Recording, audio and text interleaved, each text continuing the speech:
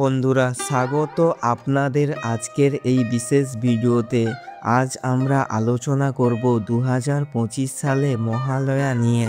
কবে হচ্ছে, কোন সময়ে গঙ্গা স্নান ও তর্পণ করবেন, কি করা উচিত আর কি একেবারেই করবেন না। ভিডিওটা শেষ পর্যন্ত দেখবেন, কারণ সব কিছু আমি ধাপে ধাপে বোঝাবো। এখানে ছোট্ট একটা অনুরোধ রইল, যদি ভিডিওটা তথ্যবহুল মনে হয় তবে এই ভিডিওটির মধ্যে একটি লাইক দিন আর কমেন্টে জানাবেন আপনি কোথা থেকে ভিডিওটি দেখছেন। আর চ্যানেলটিকে অবশ্যই সাবস্ক্রাইব করে আমাদের সঙ্গে থাকুন। শ্রীমদ্ ভগবদ গীতার কথা শোনার জন্য আমাদের এই চ্যানেলটিকে সাবস্ক্রাইব করে রাখুন। তাহলে চলুন বেশি দেরি না করে। মহালয়ার গুরুত্ব।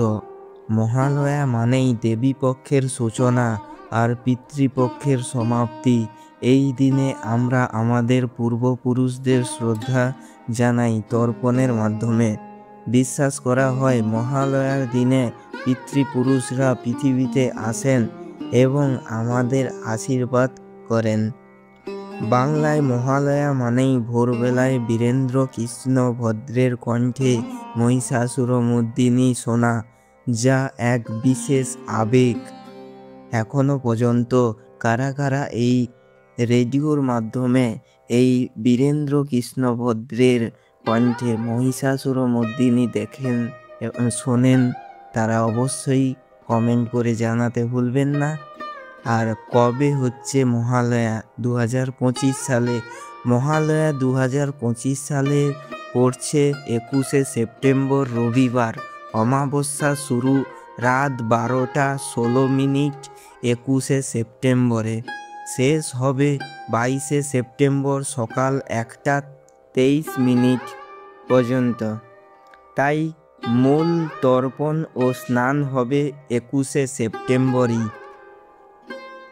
গঙ্গা স্নান ও তর্পণ।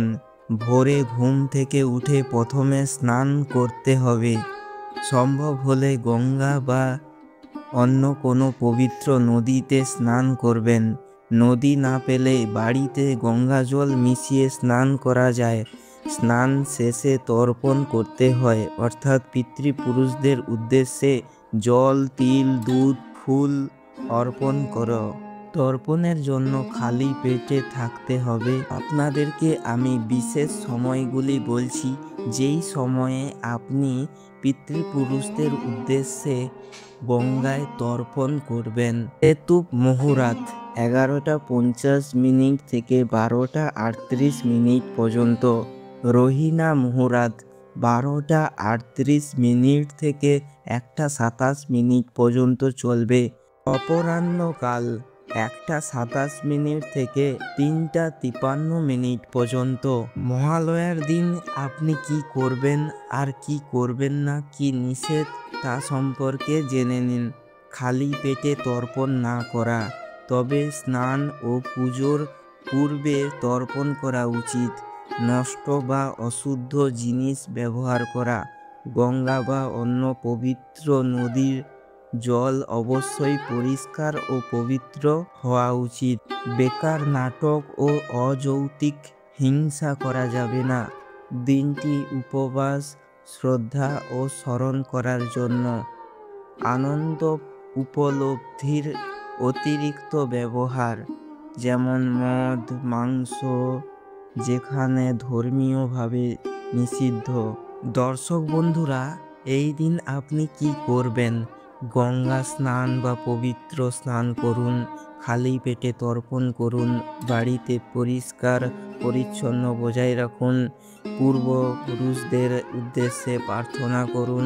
দেবীর আগমনের প্রাককালে ভক্তিমূলক গান শোনা বা মন্ত্র পাঠ করা উচিত এই দিন।